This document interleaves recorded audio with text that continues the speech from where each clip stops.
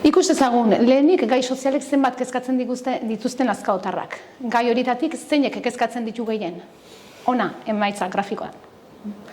Ondorio pare bat ateratzekotan, bat, herritarrek gai sozialekiko duten kezka maila altua dela, eta bi, kezkarik handiena, pizten duten bi gaiak gazteak eta etorkinak direla.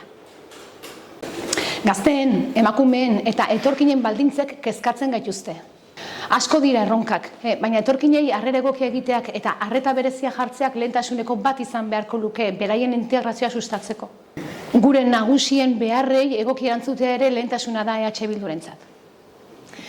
Herriko maila sozioekonomikoa ona den arren, geroz eta gehiago dira laguntzak behar dituztenak, zakarrontzietan familia dabiltzanak, kalean lo egiten dutenak.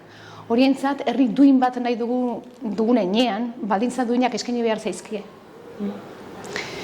Mehatxu nagusia, zailtasunak dituztenak, esklusio sozialean bizi direnak, itzalean geratzea da. Herrian zailtasunak dituztenak daudela badakigu, hor daudela, baina ez ditugu ikusten. Horrela nola lagundu. Etorkinekin erlazionatzeko arazoa, beraiengana gerturatzeko beharra dugu, baina ez dugu asmatzen nola egin. Asko eraiki da, gehiago eraiki nahi izan zen, eta Eusko Jaurlaritzak ez zion utzi. Planoan ikus daitekeenez, orekari gabe eraiki da. Eremu batzuetan etxebizitza dentsitatea oso altua da, 134 etxebizitza hektareako, eta beste batzuetan oso baxua, 110, 20 etxebizitza hektareako.